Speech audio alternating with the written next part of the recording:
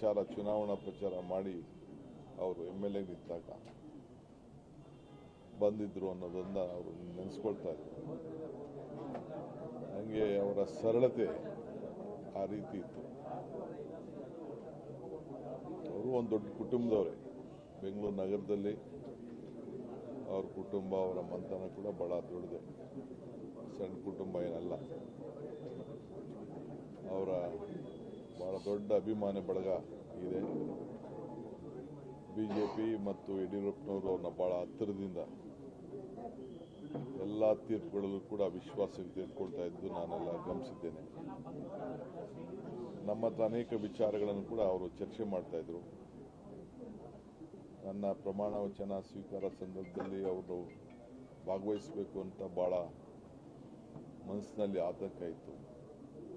ನನ್ನ ವೀಲ್ ಚೇರಲ್ಲಾದ್ರೂ ಕರ್ಕೊಂಡು ಹೋಗರು ಅಂತ ಅಂದ್ಬಿಟ್ಟು ಎಲ್ಲ ನಮ್ಮ ನಂಟರುಗಳಿಗೆಲ್ಲ ಕೇಳಿದರು.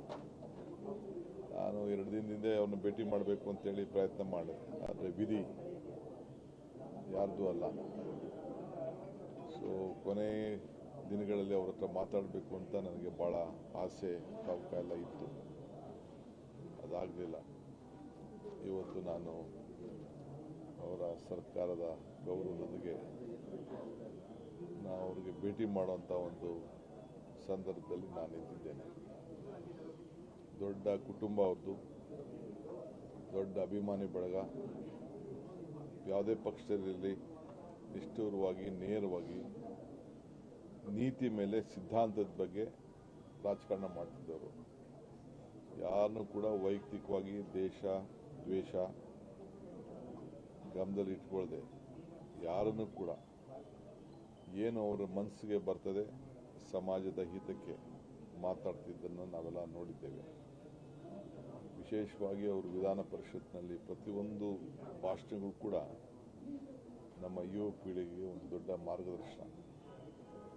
ಅವರು ಅವರ ಚೌಕಟ್ಟು ಬಿಟ್ಟು ಎಲ್ಲೂ ಕೂಡ ಯಾವ ಮಾತು ಕೂಡ ಎಲ್ಲೂ ಆಡ್ತಿರ್ಲಿಲ್ಲ. ಅಂಥ ಸರಳ ಸಜ್ಜನಿಕೆಯ ರಾಜಕಾರಣಿ ಇವತ್ತು ನಮ್ಮ ಜೊತೆಗಿಲ್ಲ. ಸರ್ಕಾರ ಅವ್ರ ಕುಟುಂಬಕ್ಕೆ ಮತ್ತು ಅವರೆಲ್ಲ ಅಭಿಮಾನಿಗಳಿಗೆ ಬಹಳ ದುಃಖದಲ್ಲಿ ನಾವು ಕೂಡ ಭಾಗಿಯಾಗಿದ್ದೇವೆ. ಸೊ ದೇವರು ಅವರ ಕುಟುಂಬಕ್ಕೆ ಮತ್ತು ಅವರೆಲ್ಲ ಅಭಿಮಾನಿಗಳಿಗೆ ಈ ದುಃಖದಲ್ಲಿ ಅವರಿಗೆಲ್ಲ ಕೂಡ ಶಾಂತಿ ಸಿಗಲಿ ಅಂಥೇಳಿ ನಾನು ಪ್ರಾರ್ಥನೆ ಮಾಡಿ 4 ಮಾತು ಹೇಳಲಿಕ್ಕೆ ಬಯಸ್ತಾ ಇದ್ದೇನೆ.